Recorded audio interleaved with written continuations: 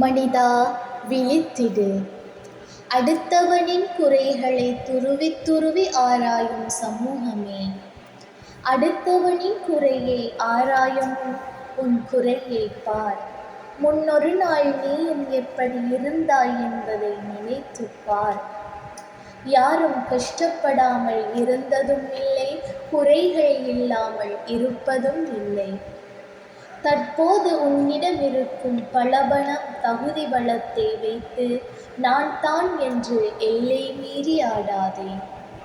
மனிதா, நீ தற்போது பேராசையாய் நினைத்து அற்ப பொருட்களை வைத்து எல்லை மீறி ஆடிக்கொண்டிருக்கும் இந்த பலபணம் தகுதி பலம் எல்லாம் இறைவன் உன்னை சோதிப்பதற்காக கொடுத்தது.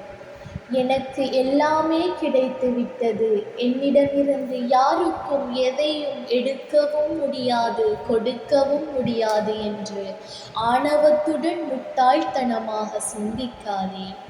ஏறிய வேகத்தில் கீழே சருகி விழ நீண்ட நேரம் எடுக்காது.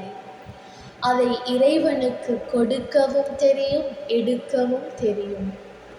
இறைவனின் சக்திக்கு அப்பாற்பட்ட சக்தி வேறெதுவுமே இல்லை என்பதை மறந்திடாதே. ஆகவே பிறருடைய குறைகளை துருவி துருவி ஆராய்ந்து அவர்களின் உள்ளங்களை உடைத்து பார்க்கக்கூடிய ஒவ்வொரு மனிதனுக்கும் இவ்வரிகள் எச்சரிக்கை. அநீதி இழைக்கப்பட்டவனுக்கும் அல்லாஹுவுக்கும் எந்த திரையும் இல்லை. இத்தகுல்லா, எந்த நேரத்திலும் அல்லாஹுவை பயந்து கொள்ளுங்கள்.